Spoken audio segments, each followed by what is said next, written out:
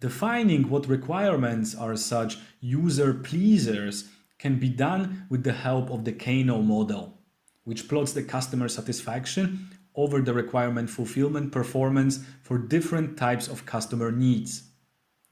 Let us look at what types of customer requirements can we identify. The first type are the so-called must-haves. These are hard product requirements. When not fulfilled, those lead to high customer dissatisfaction and possibly market failure.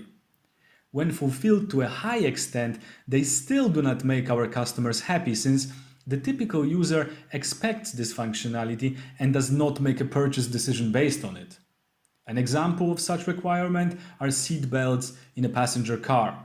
You probably won't buy a car without them, but you won't decide on a new car model just because they are included. Then there are one-dimensional requirements that usually reflect performance values that can be easily quantified, such as vehicle horsepower, the energy class of a home appliance, and the megapixel count of a digital camera. Those are the values we look at when choosing to buy a product and comparing it to others. Here, the relation between need fulfillment and customer satisfaction is linear.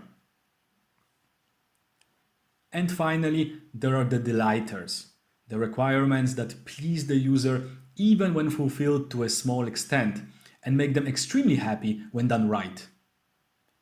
Those functionalities are what keeps the reviewers talk about our product and distinguishes it from the competition. Think about the touchscreen of the first iteration of iPhone. Nobody expected it.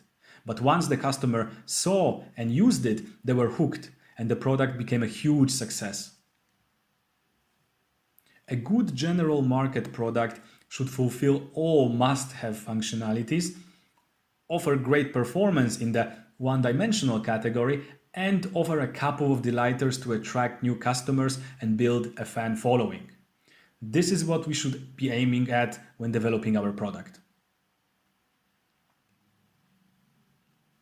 You might be asking yourself now, how do I know which of my requirements belong to which category?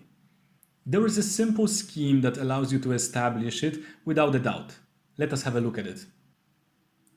First, you need to take a requirement or functionality and ask your future customer a question. How would you feel about having it included in the product? The user would have 5 answer possibilities, from 1, I like it that way, to 5, I dislike it.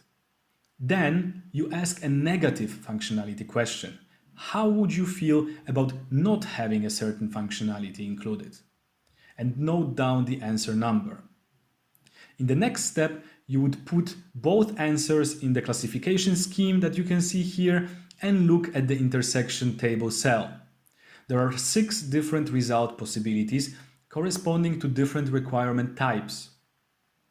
There are our must-haves, one-dimensional needs, and delighters. And then there are the indifferent requirements that do not add any customer satisfaction.